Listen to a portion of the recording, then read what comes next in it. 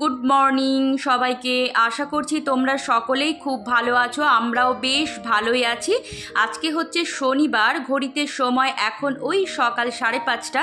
তো এখন থেকেই তোমাদের সাথে নিয়ে ব্লগটা স্টার্ট করছি। আর আজকে কোনো বাড়ির কাজকর্ম তোমাদের সাথে শেয়ার করব না, আমাদের জার্নিটুকুই তোমাদের সাথে শেয়ার করব। তো হঠাৎ করেই বিশেষ একটা প্রয়োজনের জন্যই আমরা বাড়ি যাচ্ছি। তো আমার হাজব্যান্ডও যাচ্ছে, সবাই মিলেই চারজনেই। তো প্রথমে কি বলতো, ঠিক করেছিলাম যে আমি আমার হাজব্যান্ড যাব, তারপরে আবার ব্যাক করব, কিন্তু ওই যে মেয়ে দুটো কিছুতেই শুনবে না, তো তারাও আর কি আমাদের সাথেই যাবে। তো মানে সবাইকে নিয়েই আর কি চললাম। তো দেখো সকাল 5:30 বাজে, কিন্তু এত বাইরে গরম আর এত কড়া রোদ উঠেছে যে কি বলবো। এই যে গঙ্গার পাড়টুকু এসে এখানেই যেন মনে হচ্ছে অনেকটা শান্তি, এখানেই বসে থাকি। এই গরমে জার্নি করা ভীষণভাবেই কঠিন, আর আমাদের রিজার্ভেশনও করা নেই, তো ট্রেনে জায়গা এখন পাবো কি না সবটাই ডিপেন্ড করছে কি বলতো ভিড় কেমন থাকে তার উপরে। তো কি আর করা যাবে, হঠাৎ করে যখন আমরা যাই তখন এই একটা টেনশন কাজ করে যে মানে জায়গা পাবো তো, বসতে পাবো তো, এরকম। তো যাই হোক, একটা আপাতত ম্যানেজ করে হাজবেন্ডের জন্য সিট পেলেই হবে, সেই আশা নিয়েই যাচ্ছি। এখন দেখা যাক কেমন কি ভিড় থাকে। তো দেখো গঙ্গাটা পার হচ্ছি, আর সকালবেলা এই গঙ্গার উপর দিয়ে যখন লঞ্চটা যাচ্ছে কি যে ভীষণ ভালো লাগছে, তোমাদের ভাষায় প্রকাশ করতে পারবো না। এমনিতে কি বলতো, জলে কিন্তু আমি ভীষণভাবেই মানে ভয় পাই। প্রথম যখন এই গঙ্গা পার হয়ে আসতাম তখন যে কি ভীষণ ভয় লাগতো যে কি বলবো, কিন্তু এখন অনেক বছর ধরেই তো আছি এখানে, তো যেতে যেতে না অভ্যাস হয়ে গেছে আর বেশ ভালোও লাগে। তো প্রথমবার আমি যখন 2005 সালে ব্যারাকপুরে আসি তখনই কিন্তু প্রথম আমি লঞ্চে উঠেছিলাম, জানো সেই যে কি অভিজ্ঞতা তোমাদের বলে বোঝাতে পারবো না। অলরেডি আমরা শেওড়াফুলি স্টেশনে পৌঁছে গেছি, আর এই স্টেশন থেকে আমাদের ট্রেন, তো ওই ঘন্টা 3-4 লাগবে। আর দেখো ট্রেনের কি অবস্থা, আমরা কিন্তু জেনারেল কামরাতে উঠতেই পারিনি, তো রিজার্ভেশনেই আজকে কিন্তু উঠে গেছি। আর এটা রিজার্ভেশন কামরার ভিড়টা দেখো তোমরা, যেহেতু সোমবার দিন ঈদ আছে তো ওই জন্যই সবাই আর কি বাড়িতে ফিরছে, তাই না? কোনো কিছু অনুষ্ঠান উৎসবে দেখবে বাড়ি ফেরার আনন্দই আলাদা। তো কিছু ওই ছেলেরা ছিল, ওরা মানে কাজ থেকে ফিরছে অনেক দিন পর, তাদের সাথে গল্প করতে করতে কিন্তু রাস্তাটা কখন যে দাঁড়িয়ে দাঁড়িয়েই পার করে ফেলেছি বুঝতেই পারিনি। ওদের আনন্দর কাছে আমাদের এই যে দাঁড়ানোর কষ্টটা কিন্তু সেরকমভাবে কিছুই না। তো বেশ ভালোই লাগলো, একটা আলাদা অভিজ্ঞতা।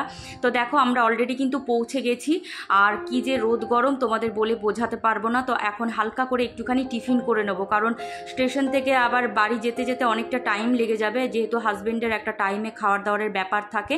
তো যাই হোক, হালকা করে আমরা টিফিন সেরে নিয়ে দেখো পৌঁছে গেছি বাড়িতে। আর ওটা হচ্ছে আমার মামা শ্বশুরের মেয়ে, তো ওর সাথে মেয়েরা গল্পগুজব করছে সম্পর্কে, ওরা মনে হয় পিসি ভাইজি হচ্ছে। তো যাই হোক, তারপর এই যে আমরা মন্দিরে এসেছি, তো এটা হচ্ছে আমার মামা শ্বশুরদেরই মন্দির আর কি। তো এখানে দেখো পুজো দেওয়া হলো আর কি, মায়ের কাছে পুজো দিলাম। তো খুবই জাগ্রত মা, তোমরা যদি ওদিকের কেউ হও তো চিনবে হয়তো, এটা বোলপুর বাদগোড়া কালীবাড়ি আর কি। তো এইখানে এই যে শিব মন্দির আছে, আর বিশাল ধুমধাম হয় কালী পুজোর সময়। কার্তিক মাসে যে মেইন কালী পুজো যখন হয় তখন কিন্তু খুব বড় করে পুজো হয়, মৎস্য হয়। তোমাদের সাথে একটা কথা শেয়ার না করলেই নয়, সেটা হলো এই যে কদিন আমি ভিডিও দিচ্ছি না, তার জন্য তোমরা যেভাবে আমার খোঁজ খবর নিয়েছো, জিজ্ঞেস করেছো যে দিদি ভাই তুমি কেন ভিডিও দিচ্ছ না, এটা যে কত বড় পাওয়া আমার কাছে, সেটা তোমাদের কাছে ভাষায় প্রকাশ করতে পারবো না। তো সব সময় মায়ের কাছে সবার সুস্থতার সাথে সাথে এটাও কামনা করি আমি তোমাদের মনে যে জায়গাটুকু করেছি সেটা যেন আমি ধরে রাখতে পারি। সবার ভালোবাসা পাওয়া যতটা সহজ, তার থেকে কিন্তু অনেক বেশি কঠিন সেই ভালোবাসাটার মূল্য দেওয়া। তো সব সময় চেষ্টা করব তোমাদের কাছের হয়ে, নিজের ঘরের মেয়ের মতো হয়ে থাকার। তো অনেকেই যেমন পিউ আমাকে বলেছো যে তুমি বেলঘরিয়াতে থাকো, কোনোদিন যদি সম্ভব হয় তাহলে দেখা করবে। তো অবশ্যই পিউ, কখনো যদি সম্ভব হয় তোমার সাথে কন্ট্যাক্ট করব, দেখা করব, ভীষণই ভালো লাগবে আমার। আর রিয়া তুমি বলেছো যে তোমার নিজের কোনো দিদি নেই, তাই আমাকে তোমার দিদি ভাবো। এটা যে কত বড় পাওয়া, তোমাদের কাছে কি আর বলবো বলো। সত্যি কথা বলতে কি বলো তো, আমারও কিন্তু নিজের কোনো বোন নেই, তাই তোমাকেও আমি আমার বোনের জায়গাটা দিলাম। এখন ঘড়িতে সময় ওই 2:30 মতো। তো যেহেতু আবার আমরা আর কি আমার বাপের বাড়ির দিকে যাব, মানে মুর্শিদাবাদ রওনা দেব। আর যেহেতু কোনো রকম কোনো খোঁজ খবর না দিয়েই কিন্তু আমরা হঠাৎ করে চলে এসেছি, তাই খাওয়া দাওয়ার কিন্তু কোনো রকম কোনো ব্যবস্থা হয়নি। তার জন্য মামা দেখো আমাদেরকে লাঞ্চে ট্রিট দিচ্ছে, যদিও খাবো না করছি, সে কিছুতেই শুনবে না।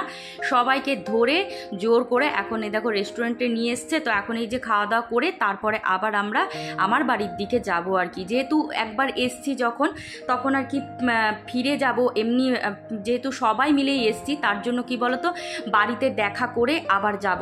তো বোলপুর থেকে আমার বাড়ি আর কি ওই 2-2.5 ঘন্টা লাগে। তো মামাই দেখো গাড়ি টাড়ি করে দিয়েছে, মানে মামারই গাড়িতে করেই আমরা আর কি আমার বাড়ি যাচ্ছি। তো যে হোটেলে খেয়েছি ভীষণ সুন্দর রান্না বান্না ছিল। সব থেকে ভালো লেগেছিল কি বলতো, সব কাঁসার থালাবাটিতে খেতে দিয়েছিল, কেমন যেন সেই জামাই ষষ্ঠী ফিলিংস হচ্ছিল, বুঝেছো?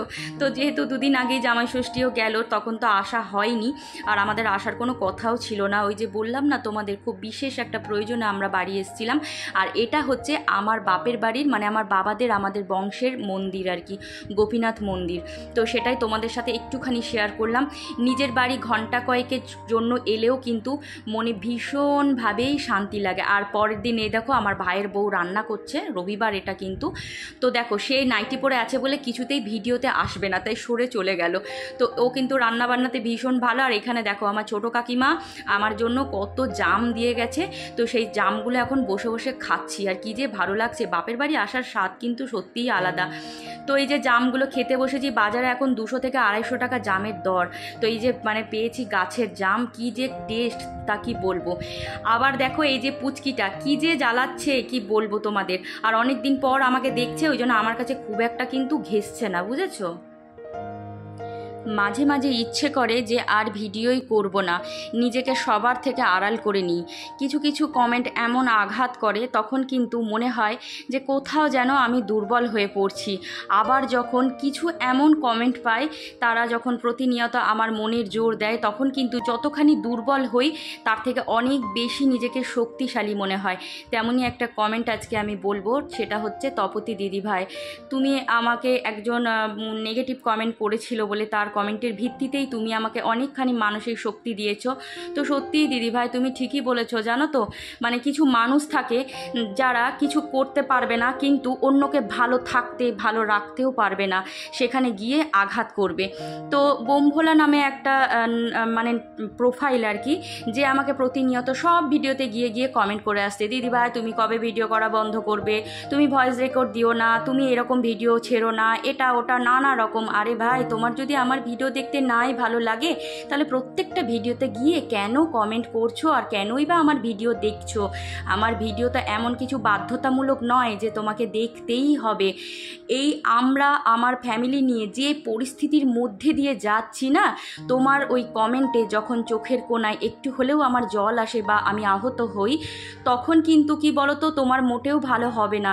আমাকে তুমি যে আঘাতটা করছো তার ডবল আঘাত কিন্তু ভগবান তোমার জন্য রেডি করে রাখছে, তার জন্য কিন্তু তুমি তৈরি থেকো।